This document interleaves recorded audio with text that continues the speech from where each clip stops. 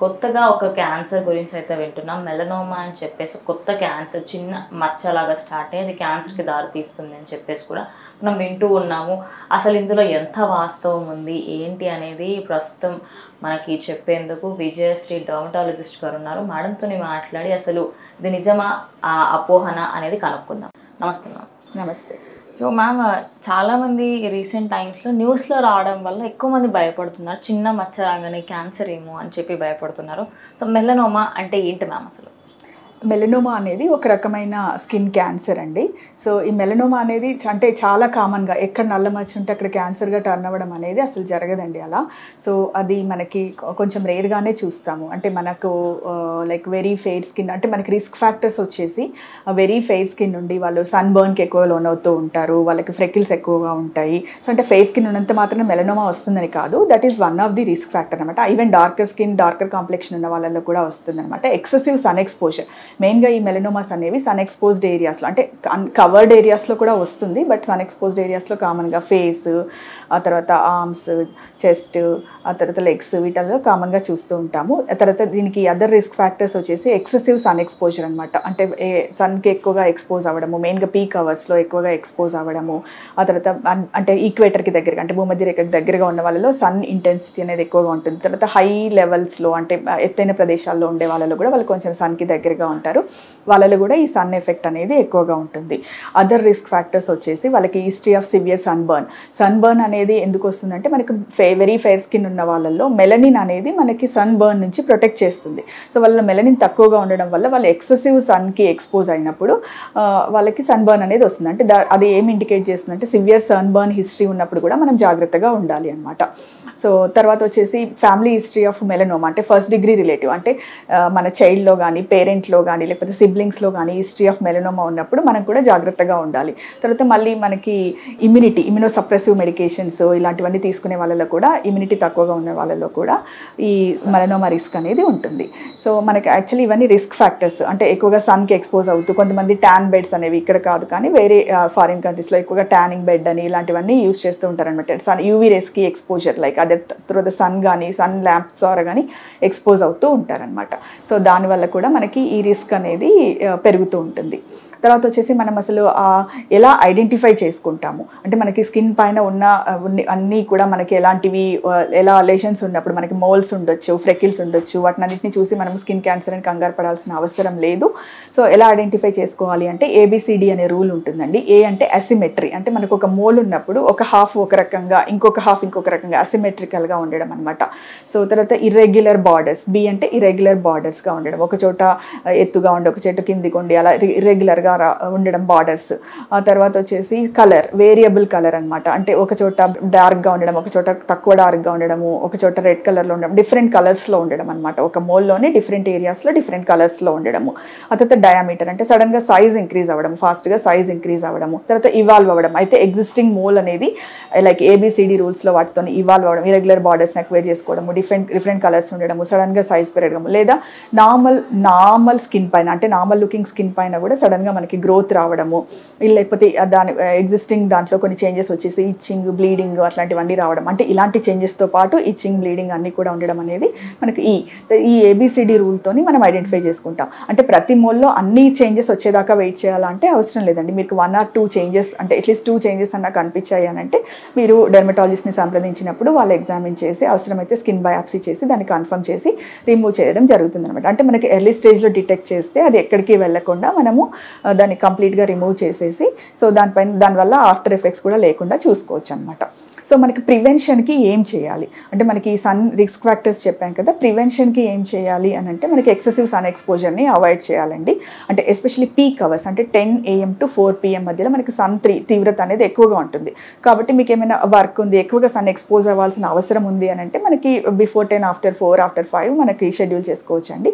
తర్వాత మనకి ఈ ట్యానింగ్ బెడ్స్ని ఇలాంటి వాటిని అవాయిడ్ చేయడము, అంటే మనకి అంటే అదే పనిగా UVA రేడియేషన్కి ఆర్టిఫిషియల్ సోర్సెస్ ద్వారా కూడా ఎక్స్పోజ్ అవ్వడం తగ్గించడం, చేసుకోవడము. తర్వాత సన్ స్క్రీన్ అనేది లిబరల్గా అప్లై చేసుకోవడం ఎక్స్పోజ్డ్ ఏరియాస్లో, అంటే irrespective of the season 8 AM to 5 PM మధ్యలో మనం ఎక్స్పోజ్డ్ ఏరియాస్లో ప్రాపర్గా సన్ స్క్రీన్ అనేది అప్లై చేసుకోవాలన్నమాట. తర్వాత వచ్చేసి ప్రొటెక్టివ్ క్లోతింగ్, అంటే సన్ స్క్రీన్తో పాటు మనం full covered clothes like full sleeved clothes వేసుకోవడము, తలకు వచ్చేసి వైడ్ బ్రిమ్డ్ హ్యాట్ పెట్టుకోవడము, సన్ గ్లాసెస్ యూస్ చేయడము, ఇలాంటివన్నీ కూడా మనకి సన్ ప్రొటెక్టివ్ మెజర్స్ అనమాట. సో అవి చేసుకోవడము. తర్వాత స్కిన్ని రెగ్యులర్గా ఎగ్జామిన్ చేసుకోవడము, ఏమన్నా మనకి మోల్స్ ఉన్నప్పుడు వాటిని ఎగ్జామిన్ చేసుకోవడం, అంటే కొన్ని డిస్ప్లాస్టిక్ నివే అని చెప్పేసి కొంచెం డిఫరెంట్గా అన్యూజువల్గా ఏమన్నా ఇరెగ్యులర్ గ్రోత్ రావడము, డిఫరెంట్ ఏరియాస్లో డిఫరెంట్ కలర్ ఉండడం, అట్లాంటి ఫీచర్స్ ఏమైనా చూస్తే మీరు డాక్టర్ని సంప్రదించడము. ఇలాంటి జాగ్రత్తలన్నీ తీసుకొని మనకు సేఫ్గా ఉండొచ్చు అనమాట. అంటే చూసిన ప్రతి నల్ల మచ్చని మోల్ అనుకొని మెలనోమా అనుకొని కంగారు పడాల్సిన అవసరం అయితే లేదండి. సో మ్యామ్ స్కిన్ క్యాన్సర్స్లోనే ఇంకా ఎన్ని టైప్స్ ఉంటాయి మ్యామ్? మనకు ముఖ్యంగా చూసే మెయిన్ స్కిన్ క్యాన్సర్స్ వచ్చేసి melanoma, basal cell carcinoma and squamous cell carcinoma అండి. సో ఈ స్క్వామస్ సెల్ కార్సినోమా కూడా మనకి ఇట్లా చిన్న గ్రోత్ లాగా ఏర్పడుతుంది. అది ఫాస్ట్ గ్రోత్ ఉండడము, తర్వాత అది డిఫరెంట్ లైక్ బ్లీడింగ్ రావడము, అట్లా కొన్ని చేంజెస్ కనిపిస్తాయి అన్నమాట. మనకి ఏదైనా సరే మనకి సడన్ గ్రోత్ వచ్చి దాంట్లో అది ఇవాల్వ్ అవుతుంది అన్నప్పుడు మాత్రం మీరు డాక్టర్ గారిని సంప్రదించి అవసరమైతే బయాప్సీ చేయించుకొని దాన్ని మనం రూల్ అవుట్ చేసుకోవచ్చు అనమాట. Squamous cell carcinoma, even basal cell కార్సినోమాలో కూడా ఎక్కువగా మనము ఓల్డర్ ఏజ్ గ్రూప్లో చూస్తామన్నమాట. అది ఫేస్ పైన చాలా వరకు చూస్తూ ఉంటాము, అదే నోస్ దగ్గర, అక్కడ ఐ కింద, అట్లాంటి ప్లేసెస్లో కామన్గా చూస్తాం. బట్ అదర్ ఏరియాస్లో కూడా రావచ్చండి. సో అది మనకి ఒక గ్రోత్ లాగా ఏర్పడుతుంది స్కిన్ పైన, skin colour to like red to skin colour growth లాగా ఉంటుంది అనమాట. ఆ గ్రోత్ని మనకి గ్రోత్ కనిపించినప్పుడు దాన్ని బయాప్సీ చేసినప్పుడు మనకి అది కన్ఫర్మ్ అవుతుంది. సో ఎనీ అన్యూజువల్ గ్రోత్ ఉంది అని అంటే మనము ఒకవేళ మీకు అది డిఫరెంట్గా అనిపిస్తుంది, ఇదివరకు లేదు, ఇప్పుడే కొత్త చేంజెస్ వస్తున్నాయి, అలా ఏమైనా ఉంటే మాత్రం మీరు ఖచ్చితంగా డాక్టర్ని సంప్రదించి దాన్ని రూల్ అవుట్ చేసుకోవడం అనేది ఇంపార్టెంట్. సో మ్యామ్ చాలామంది స్కిన్కి సంబంధించిన ఎంత కేర్ తీసుకున్నప్పటికీ ఎంతోమంది స్కిన్ కేర్ తీసుకుంటారు కానీ లిప్కి సంబంధించిన ఎలాంటి కేర్ తీసుకోరని డ్రై అయిపోతూ ఉంటాయి చాలామందికి. సో లిప్ కేర్ ఎలా తీసుకోవాలి మ్యామ్? సో లిప్ కేర్ అంటే మనం రెగ్యులర్గా లిప్ బామ్ని యూస్ చేసుకోవడము, తర్వాత వాటర్ ప్రాపర్గా తీసుకోవడము, లిప్స్ డ్రై అయిపోయినప్పుడు టెంపరీగా వాటిని టంగ్తో లిక్ చేసి వెట్ చేస్తూ ఉంటారు కొంతమంది. సో అది డెఫినెట్గా అవాయిడ్ చేయాలండి. దానివల్ల మనకి సెలైవా వల్ల మనకి ఇరిటేషన్ వచ్చేసి లిప్లిక్ డెర్మటైటిస్ అనేది వస్తుంది. సో దానివల్ల మనకి ఇరిటేషన్ వచ్చేసి అది మనకి ఎగ్జిమా లాగా, అంటే లైక్ డ్రైనెస్, తర్వాత లైక్ ఎక్సెసివ్ డ్రైనెస్ వల్ల మనకి కట్స్ లాగా రావడము, ఇబ్బంది పడుతూ ఉంటారన్నమాట. బర్నింగ్ సెన్సేషన్, ఇచ్చింగ్ సెన్సేషన్ ఇలాంటివన్నీ ఉంటాయన్నమాట. సో దాంతోపాటు మనకి ఎప్పుడైనా మనకి ఇలా డ్రై లిప్స్ వచ్చాయి అని అంటే ఖచ్చితంగా లిప్ బామ్ని యూస్ చేసుకోవడము. ఆ తర్వాత లిప్స్టిక్స్ అట్లాంటివన్నీ మనకి లిప్లో ఇరిటేషన్ ఉంది అన్నప్పుడు basically chemicals like lip balm, తర్వాత లైక్ బేసికలీ ఈ లిప్స్టిక్లు అట్లాంటివన్నీ అవాయిడ్ చేయడము, అలాంటివి చేయాలి. ఆ తర్వాత వచ్చేసి మనకి లిప్ అయినా డ్రై అయినప్పుడు కొంతమంది ఆ డ్రైగా ఉన్న పొట్టుని లాగేస్తూ ఉంటారనమాట. దానివల్ల ఏంటంటే మనకి డీపర్గా వెళ్ళిపోవడము, ఆ కట్స్ అనేవి డీపర్గా వెళ్ళిపోవడము, ఆ తర్వాత మనకి ఇబ్బంది ఎక్కువ అవడం అనేది జరుగుతూ ఉంటుంది. సో రెగ్యులర్గా లిప్ బామ్ యూస్ చేసుకోవడము. ఆ తర్వాత లిప్స్టిక్స్ అనేవి వెరీ ఫ్రీక్వెంట్గా అప్లై చేయొద్దండి. Like okay 1 or 2 times is okay, but కొంతమంది ఏంటంటే ఎవ్రీ 2 hours అలా అప్లై చేస్తూ ఉంటారు. సో దానివల్ల ఏంటంటే మనకు ఎక్కువగా మనకు ఆ కెమికల్కి ఎక్స్పోజర్ అనేది జరుగుతూ ఉంటుంది. దానివల్ల కొంతమందిలో ఎవరికైతే సెన్సిటివ్గా ఉంటుందో స్కిన్ వాళ్ళకి ఎలర్జీస్ అనేవి లైక్ కాంటాక్ట్ డెర్మటైటిస్ అనేది రావడం జరుగుతూ ఉంటుంది అనమాట. మ్యామ్ సన్ స్క్రీన్ గురించి మనం మాట్లాడుకుంటే చాలామంది సన్ స్క్రీన్ నెక్ అప్లై చేయకుండా ఓన్లీ ఫేస్కి అప్లై చేస్తూ ఉంటారు. కొన్ని పిక్చర్స్ కూడా వైరల్ అవుతూ ఉంటాయి సోషల్ మీడియాలో. నెక్ అప్లై చేయకపోతే యూత్ లాగా ఫేస్ కనిపిస్తుంది, ఇక్కడ నెక్ ఏరియాలో చూసుకుంటే మాత్రం చాలా ఓల్డ్గా కనిపిస్తుంది. అంటే నిజంగా అలా అయ్యే ఛాన్సెస్ ఉంటాయా మ్యామ్? సో నెక్ మనకి ఓల్డ్ అవ్వడం అనేది as a part of ageing అండి. బట్ ఏంటంటే ముఖ్యంగా చాలామంది మాయిశ్చరైజర్ పెట్టినా లేకపోతే సన్ స్క్రీన్ పెట్టినా ఎక్కువగా ఫేస్ వరకు పెట్టేసి ఆపేస్తారనమాట. సో మనకి మాయిశ్చరైజర్ కూడా మనకి రెగ్యులర్గా వాడినప్పుడు మనకి ఏజింగ్ అనేది కొంతవరకు పోస్ట్పోన్ చేస్తుందండి. తర్వాత మనకి సన్ స్క్రీన్ కూడా ఏంటంటే ముఖ్యంగా ఫోటో ఏజింగ్ నుంచి మనల్ని ప్రొటెక్ట్ చేస్తుంది. సో ఫోటో ఏజింగ్ మనకి ఎవ్రీ డే మనం రెగ్యులర్గా సన్కి ఎక్స్పోజ్ అవుతూ ఉంటాం.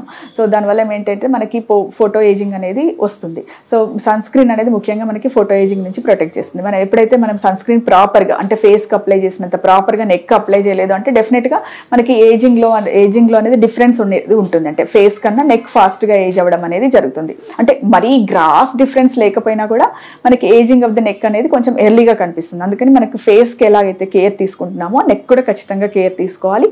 సన్ స్క్రీన్ అనేది minimum 30 SPF, minimum PA2+ factor ఉన్నది. అంటే 30 SPF అనేది UVB ప్రొటెక్షన్ని ఇండికేట్ చేస్తుంది. చేస్తుంది. PA2+ అనేది UVA ప్రొటెక్షన్ ఇండికేట్ చేస్తుంది మినిమం. సో అలాంటి సన్ స్క్రీన్ని మనం సెలెక్ట్ చేసుకుని ప్రాపర్ క్వాంటిటీలో యూస్ చేసుకోవాలన్నమాట. అట్లీస్ట్ 2 ఫింగర్ లెంత్ అని అంటారు. మనకి ఒక సన్ స్క్రీన్ క్రీమ్ ఫామ్ తీసుకొని మనం దాన్ని స్క్వీజ్ చేసినట్టయితే 2 ఫింగర్ లెంత్ ఎంత ఉంటుందో అంత అప్లై చేసుకోవాలనేది మనకి రూల్.